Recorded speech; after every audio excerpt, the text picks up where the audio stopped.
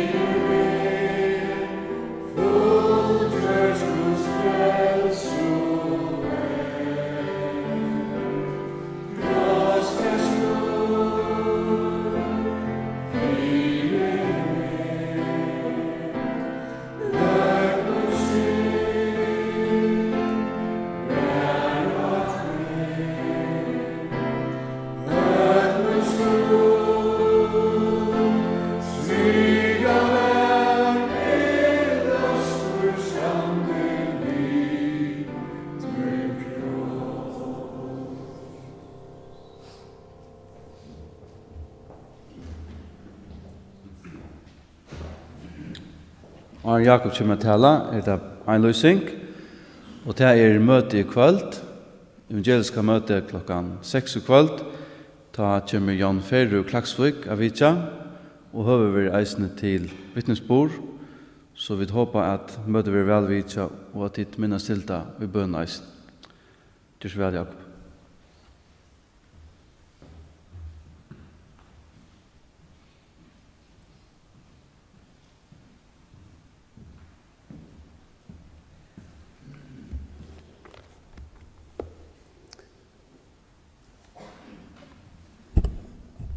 Ja, god morgen.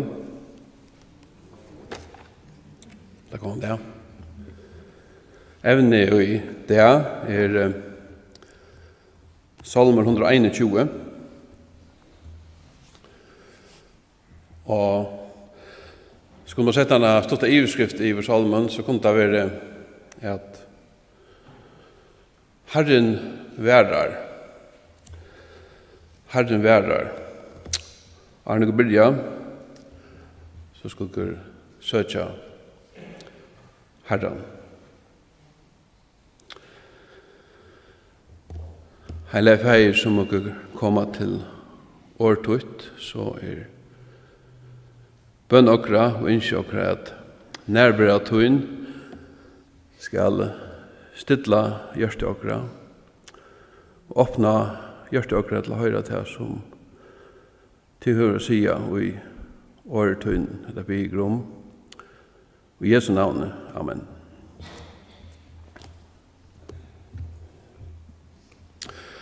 Ja, som sagt, så skulle jeg i det, man kan si at dvelgene løter vi Salm 121.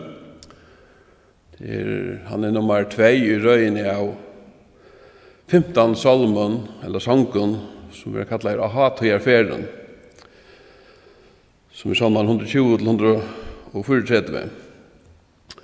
Så hittar jag efter nøklunda hva du støvan til salmaskalten hon hvordan han ser det. Og støvan til heim som sunko hentan sannsyn. Og eisen hetta at hvordan hetta gjør et atterlig av, skapar et atterlig av løyvnen til åken i det. Så husker jeg om jeg så hatt her Sannsyn og hatt til affæren til Sannsyn som av en vantan og Messias.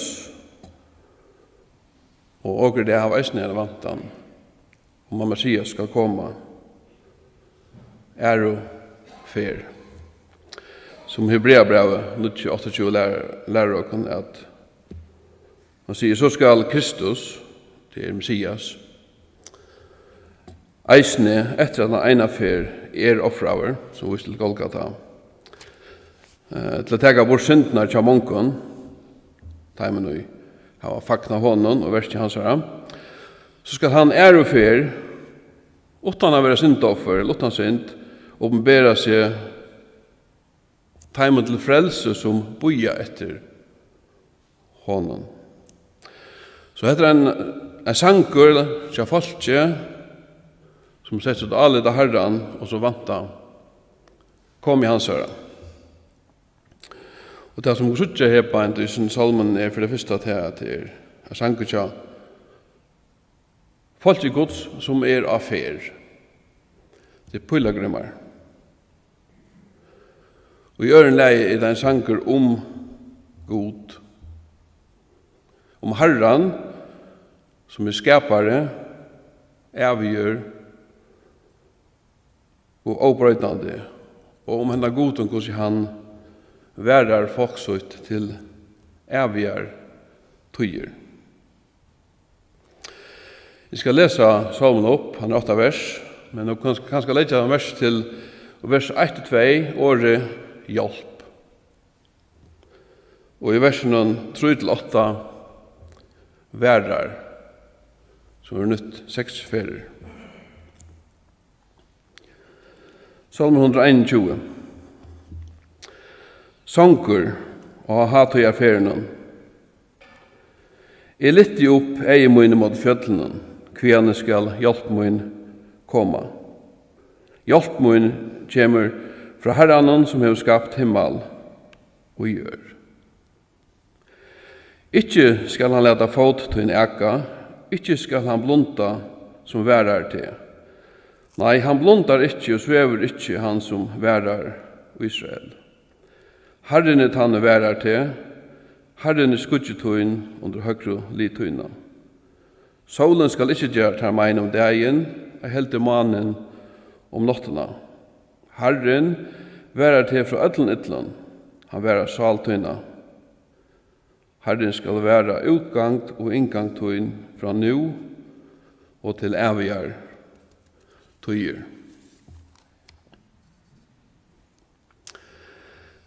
Et år hatøyer fer. Her har vi tøtningen av at affæra nian etter, eller affæra opp etter. Antal nian en brekke, eller opp en trapper. Derfor du fer nian av hakre plass. Og etter salmar som folk gods nyttig ta et erfereist nian til Jerusalem, til Sions sted, som vi ligger oppi av fjøtlene. Tøyver hese salmar eisne kallar jeg for Pilgrims salmar. Det var tve røsøkje, kan man säga, til at troan til folk at reisa til, eller feras til Jerusalem. For det første at det her var bostaver Herrans. Og i øren leie til det var bostaver kongsens. Kongen som var at Davids. Hetta suðju kom til landet i Salm 122, hver vist vi til bei hus Herrans, i vers 1, og hus kongsens, eller hus Davids, i vers 5. Det er jo at Salmabodjen, og eisne hvordan hun sett saman, hun var samla 18 av utlegtene. Ta seg at ønsken av trådene Davids. De høyeste ta var kommet atter ur utlegtene, atter til Jota i Jerusalem, så det ikke finnes konga valgte atter.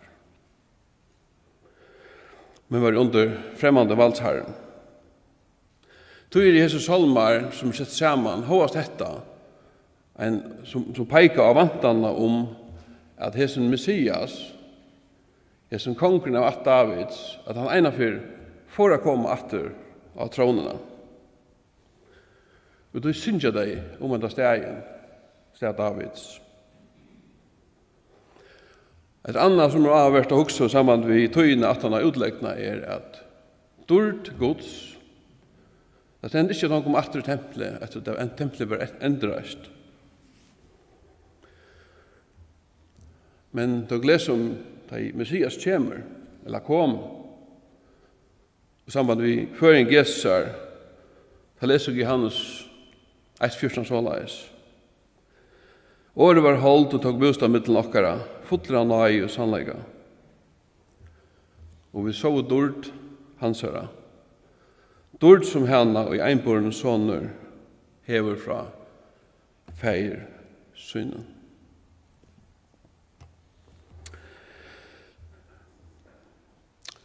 De som i det har fakna Messias som frelsare eisne pilgrimer av vetler hakre sted. Sangren 12:46 sier dette, kjent sangren Sions land, mot stavnhalt glæver og Guds store frelse.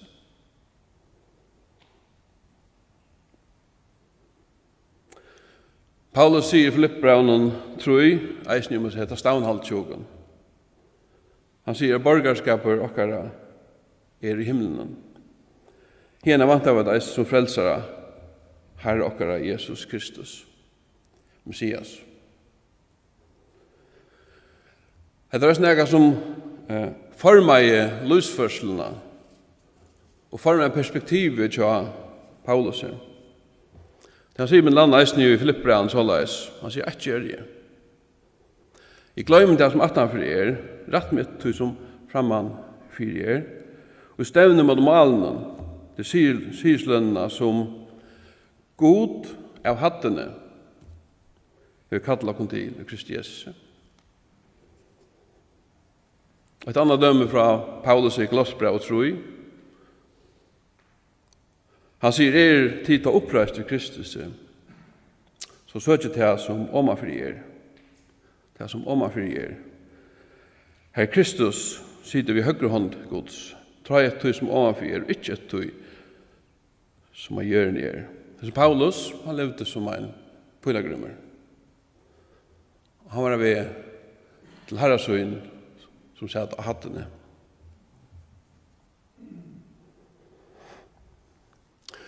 Så måste pilagrymmer i Salmen 121 ferast, og ferast nian mot Sion, så hykker han vantande opp. Han hykker opp. Jeg lytte opp eie mine mot fjallene, sier han. Kviane skal hjelp mine komme. Så husker jeg om hva tørvar her som pilagrymmer hjelp. Hva er det for hjelp hun tørvar? Salmeren bant fram undan, da første salmeren gjør oss en innblikk i dette. Her stender med den første verset. Til Herren røpte jeg i neiene. Så han var en nei som han ferreist. Og i salmen viser han til bei livarar, falska tunke og kvassar, pylar, vald herrans. Og han viser til dette, han lever med til fremmand. Og han saknar henne frien. Tog hukte han etter hjelp.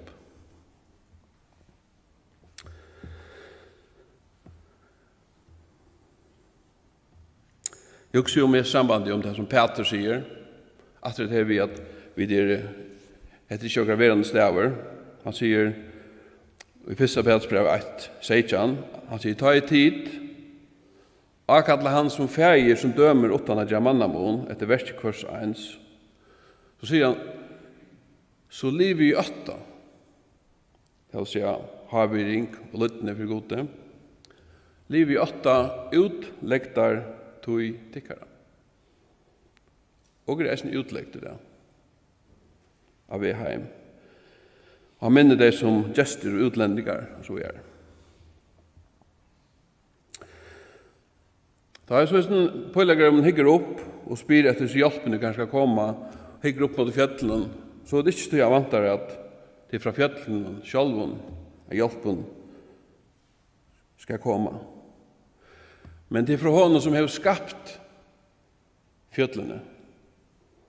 Så sier han vers 2, at hjelpen kommer fra Herren som har skapt himmel og jør. Så hjelpen gjør sånn her mannen som ferast, han kommer ikke fra hver som helst fra. Han kommer fra skaparen sjølven. Han som er også ikke til å greie, han som skapte jo, skal han ikke eisen kunne hjelpe åken. I opphavet skapte god himmel i gjør. Han kan eisen hjelpe åken i det. I Ørnleien så husker vi om at navnet Herren vi har brukt om god her. Det er Herren som skapte himmel i gjør. Det er året Jehova som vi har brukt. Og i navnet Jehova er som tuttningeren om en god som er avgjør og avbrøydande. En god som utan byrja og en god som utan enda. Hette tilknyttet til Mosebok 3, da i Herren taler vi Moses. Og det han taler til han her, og Moses spyr om navn hansara, da sier Guds hållais, I han det. Og Gud helder av fram og sier, så skal du si av Israelsmenn, I det, har sendt meg til tikkara. Og Arne han sier dette av Moses, da brukar året god, han sier god færstens. Men at han har sagt det vi han, da sier han, brukar han årene, Herren god tikkara. Og han enda så leis, hva Gud sier, dette navn mot til evigere tøyer.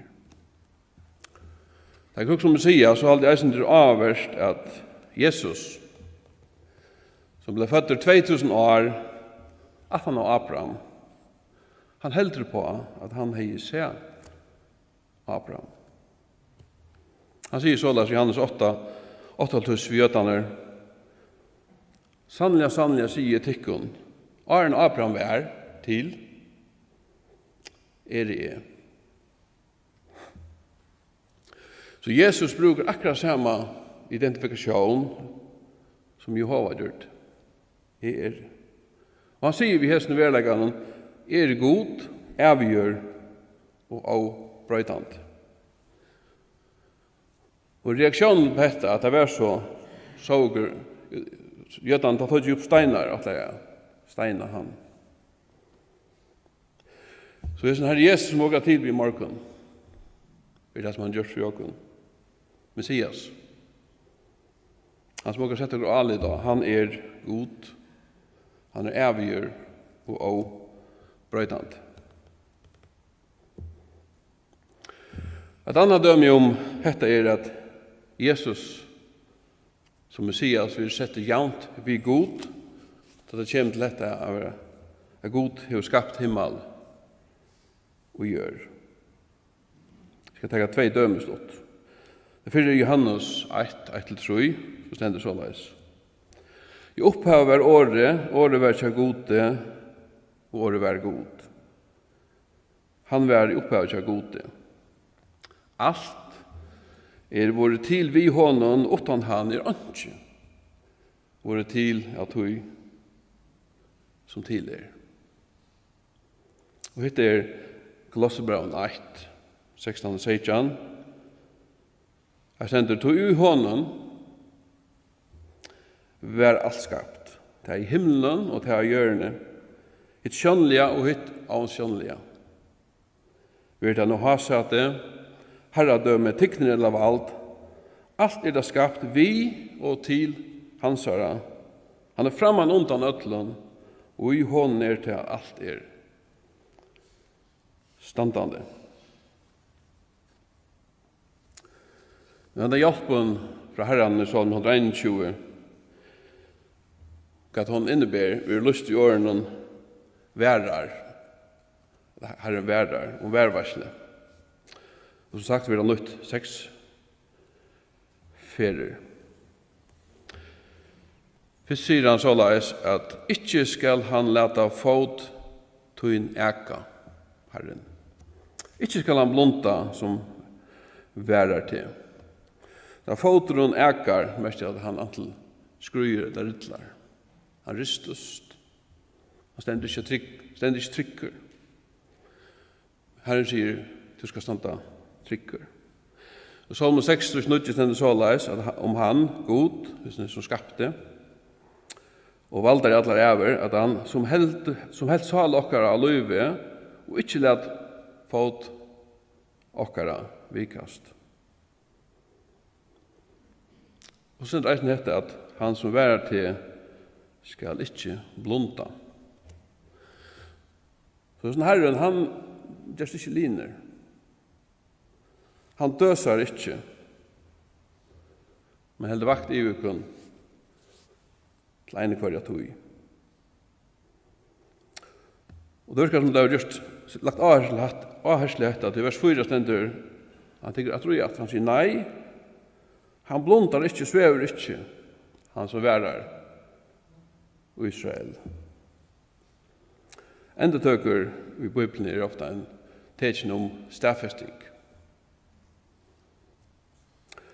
Så husker jo med det vi at Jesus førende vil Israel spesifikt nevnt. Han som værar Israel. Man kan spyrja hva tøtning er det for mye det at Herren værar Israel.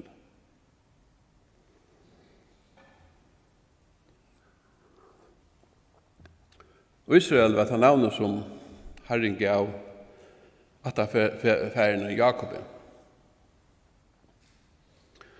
Og det var det navnet som etterfylgjeren til Jakob, eller etterkommerne, og så nyttig til tjåna Israel. Men til at Jakob attav fra Abraham avgjørende her. Om Abraham sier god, så leis, i 1. Mosebok 12, tror jeg. Med landa. Og i tær skulle atlar atter av hjørne være signaer. Hetta lyftet over endetidje til Isak, kapittel 26, og til Jakob, som får navnet Israel. Her ble det eisen i endetidje. I tær og avkom og tøynen skulle atlar atter av hjørne være signaer. Så i Abraham og i Israel er det også reisende signa. Og jeg skal lese det her som noe jeg kjenner vel, det som Paulus sier i Galaterbraven om akkurat dette. Han sier i Galaterbraven 3:16 så leis at nu var det lyften i giv i Abraham og avkom i hans her. Ikke stender avkom som om nokvån, men som ein. Av avkom i tøynen, og det er Kristus. Det er Messias. Og i vers 3 til 9 i Galaterbraven 3, sier Paulus, «Du skulle tid vita at de som er av trygg er bøtten Abrahams, og vi tar skriften sa framan undan at de er av trygg, god rattustjer heitningarna til jokker. Så kunne gjøre hun framan undan Abraham til evangelion, vi tar skulle ødt folkeslov være sikna. Så vera at de som av trygg er sikna, saman vi hinn tryggvande Abraham. Så åker tilknytt til Israel. Og så er det som Jesus selv sier i Johannes 4 i kvinna ved Sikarsbron. Han sier nemlig dette at frelsan kommer fra jøden. Jesus var av at Israels, av at Abrahams. Et annet som jeg hadde tøtning sammen med i Israel, i sambanden, det som heter Salmen dreier seg om, værvarsle, tega året kjalt Israel mestjer, eller tøtningen ut. Et år som sett sammen av 2 åren, som er ikke sikra, eller være ved ivelotan, og god. Så Israel mestjer at god sikrar, eller god vil være ved ivelotan. Og det er godt å vite at det han berger seg åkne at han er ved ivelotan. I vers 5 og 6 i Salme 121 leser jeg så leis. Herren tanne værer til, Herren er skudgetøyen under høyre litøyna. Solen skal ikke gjøre meg om dagen, jeg heldte mannen om nattena. Så er det her 2 uttrykk, eller heiter for vernt, eller verje, vi har brukt sammen. Anna er skutje, å finne løyd fra en skukka, og hittet det at det var en vid sånne høyre li. Og i landen til dømes her som Israel er, her som det er den brennende hiten dagen, her er skutje, eller løyd for solene, avgjørende. Og at vi at Herren er vi høgrelig viser til at han er styrstjøkere. Og vi bruker en uttrykk i det at det var en som er min høyre hånd. Han er min styrstjø. Han verger jo ikke her. Salmen 16,8 sier såleis. Han sier, jeg har alltid Herren for eia. Han er vi høgrelig mina, er vi ikke. Så hetta, så som hetta at han sier, hva er solen om det egen? Eller månen og nottene skal gjøre meg nægge meg. Og det er at du bruker begge solen og månen, begge dag og natt. Det er uttrykk for en helt, alt. Så det er hverste dagen og nattene, hverste solen eller månen, mest jeg drønt. Omgalt du er nægge som kan gjøre meg. Det er jo også om hvordan det vantaner og det som gjør verdig for vi lyst i salmanen, så virker det som det teker til styrke, eller tøtning. Først han tar seg om at fotomån skal ikke eka. Så tar seg om at bra skutsen kommer mot sol og hitta. Og være høyre livmånene som styrk. Så får han vers 6 sier så leis. Herren være til fra øtlån ytlån. Og Herren være sval tøyna. Det er også som året sval, så kan det være sånne rimska tøtninger, men ofta mest det alt liv, alt det som er et lakker innere mennesker. Man kan si at svalen er det tøtninger mest da, tjåken at er verveit eller det som verveit verer. Og da jeg leser dette, så kunne jeg anvende huske om det som Jesus sier om svalene, i Matteus 16. Altså, jeg tykker beta til menneskene, om de vinner atlan heimen, men man leder salsyna at det fire. Eller hva kan mennesker gjøre fire sal syna?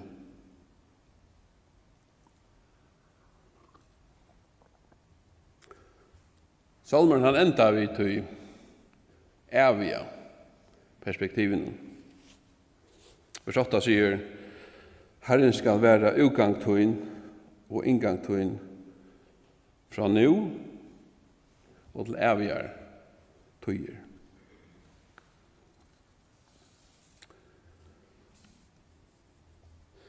Et uttrykk utgang og inngang tykker vi mest eis ned.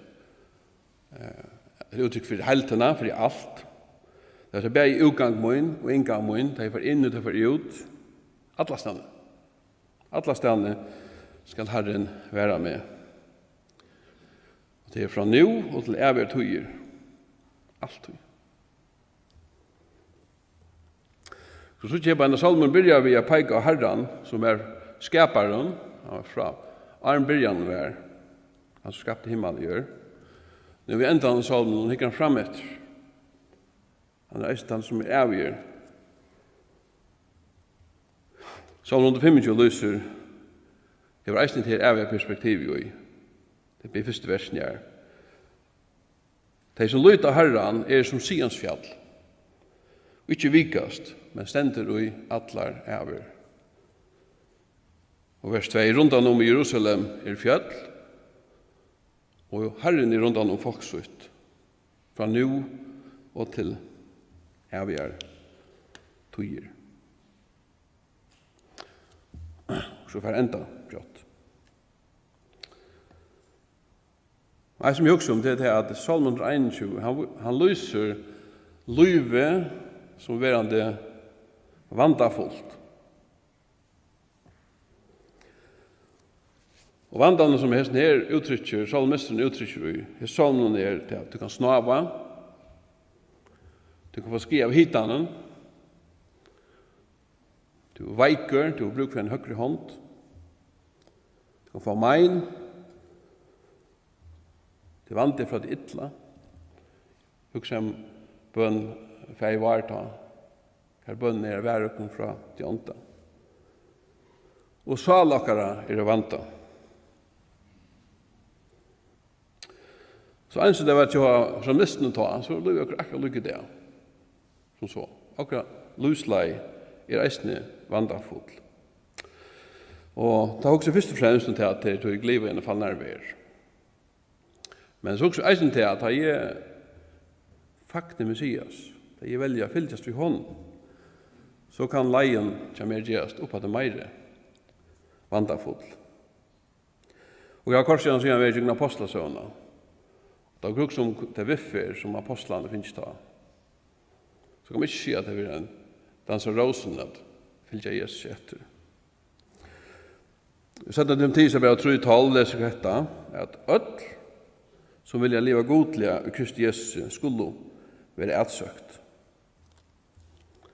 Og heldig Jesus lova jeg at løyve her nere skulle være så nevnt alt. I heimen har det trångt, men vi huggrester, sier Herren, jeg har sikra iver heimen. Ikke lenta så leser han til skriftbrott. Og det er samband vi for det første at disse salmer, 121, er en pilgrimssalmer. At dere mennesker, det er eisne, som er pilgrimer og grafer, hem til Herren. Og til at hovast dette, så har Herre sagt at han skal være veita okken. Så det første brot er første Petersbrevet. Kapitel 1, vers 3-9. Hvis teksten sier så er det nok.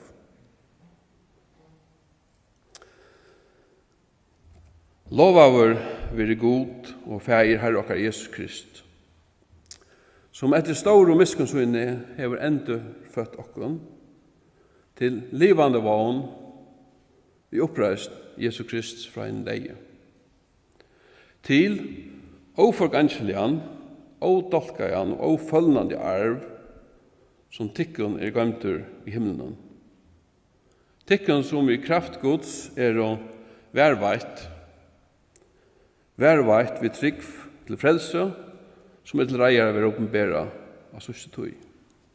Og i henne gledes tid, tid så nu, stutta tøy, så skal være, hava sorg i allsins rønten. For rønta trygg tikkara, så kommer dette, som er mange dyrabærer enn et forganselig god. Og det har vært rønt i elte, kan finnes til rås, stort og heier i åpenbering Jesus Krist. Han elskar tid, ta tid ikke å se han, og ta tid nå ikke suttja, men tryggva. Gledes tid i hånden, vi avsiligere og dyrmettere glede, og nå om alle for tryggftikkere, frels og salana. Og da settene er helt stått til Mattias 8:20 og 18:20. Det er både Jesus samband vi det som han blir organiseret her med noen pilgrimer. Vi kjenner på henne. Da sier han dette, vers 18. Mer er givet alt vald og himmelig og gjør. Og vers 20 sier han helt. Og er vittikken atlar diar lykka til enda togjerenar.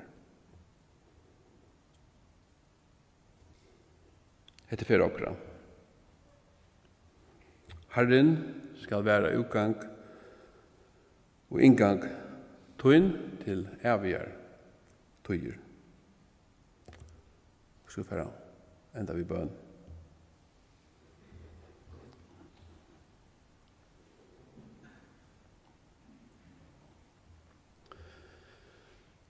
Heilig god og feir og gra.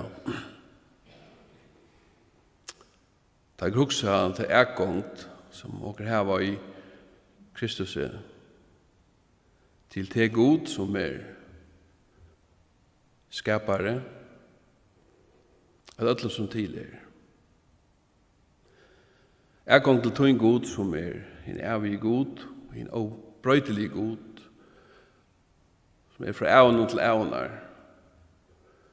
Så her var som skapninga tøyn finnes seg ekkongt i Jesus Kristi.